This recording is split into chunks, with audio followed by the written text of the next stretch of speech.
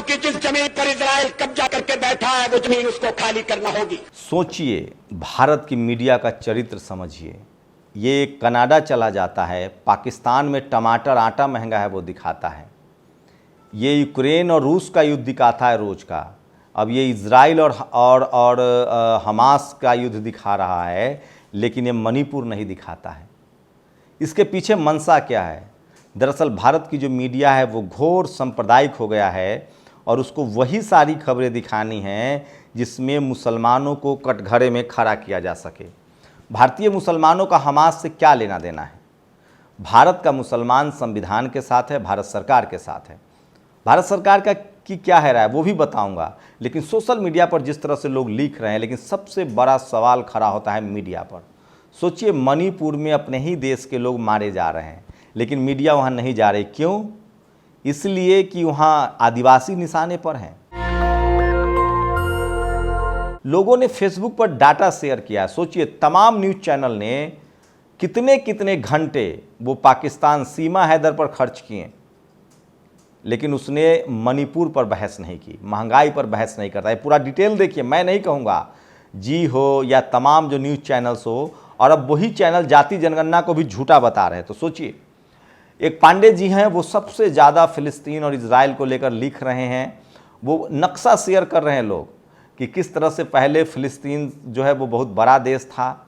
उसके बाद जब हिटलर के समय जब यहूदियों पर अत्याचार हुआ तो वो जेरूसलम आए और वो इजराइल आए, और धीरे धीरे उनका जो क्षेत्रफल है वो बढ़ता चला गया।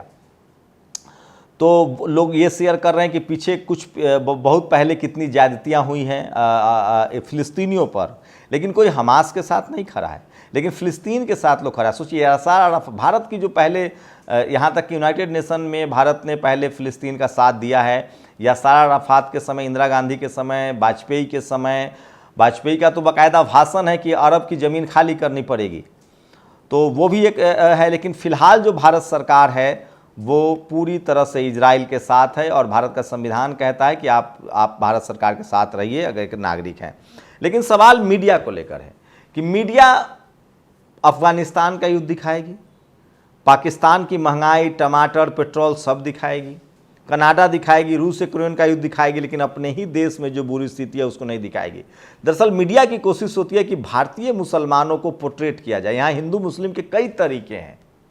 जब से बाबरी मस्जिद का विवाद खत्म हो गया है, जब से भाईचारा बढ़ने लगा है, तब से कैसे मुसलमानों को कटघरे में खड़ा किया जाए। भारत के मुसलमान, दुनिया में कहीं कोई मुसलमान कुछ करेगा उसको सीधे भारत के मुसलमानों से जोड़ दिया जाता है और उनका कैरेक्टर असैसिनेशन किया जाता है।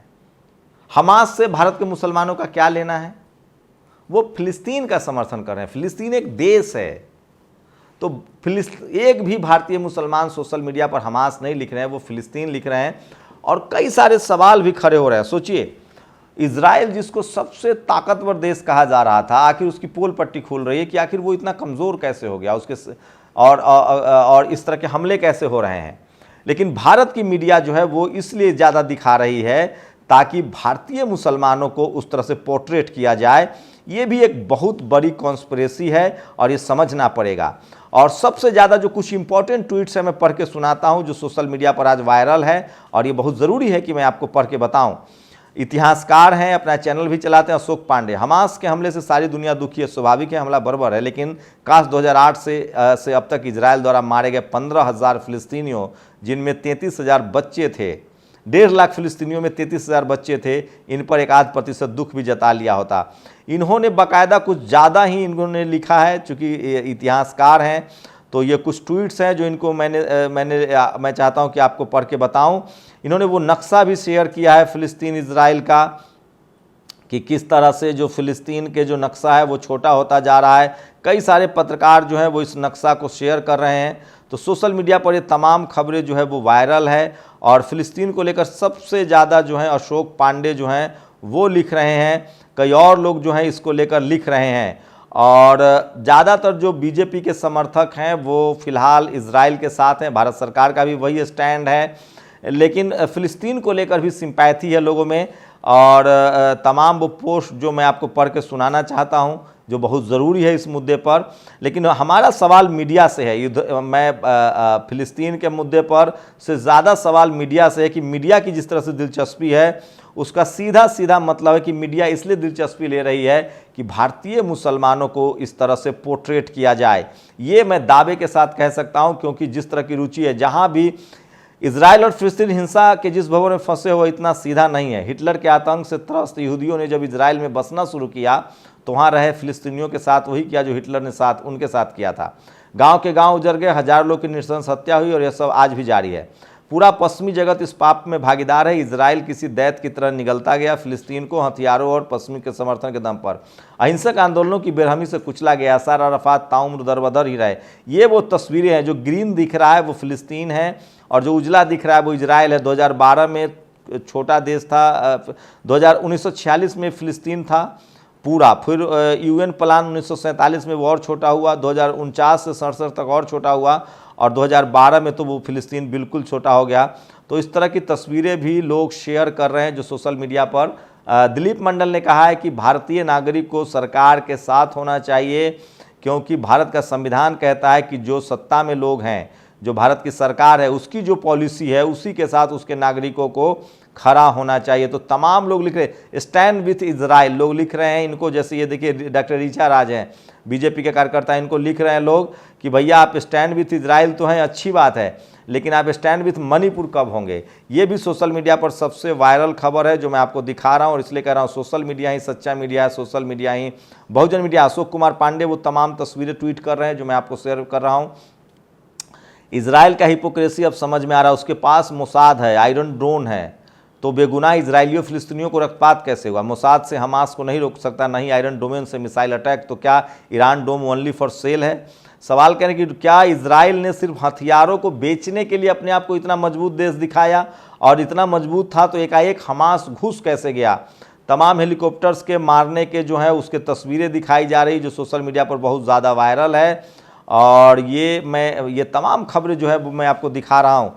तो सोचिए तमाम लोग उसको लेकर लिख रहे हैं, और एक सोशल मीडिया पर जो तमाम खबरें चल रही है उसको लेकर मैं बता रहा हूँ सारी खबरें जो है। तो सोचिए किस तरह से मीडिया की दिलचस्पी इसलिए है कि भारतीय मुसलमानों को इस तरह से पोर्ट्रेट किया जाए ताकि उन पर कोई सवाल उठाया जा सके।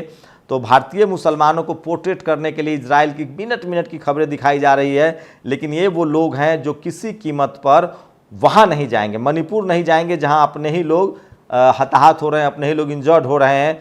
तो सोशल मीडिया पर ये तमाम बड़ी खबरें हैं जो लोग शेयर कर रहे हैं।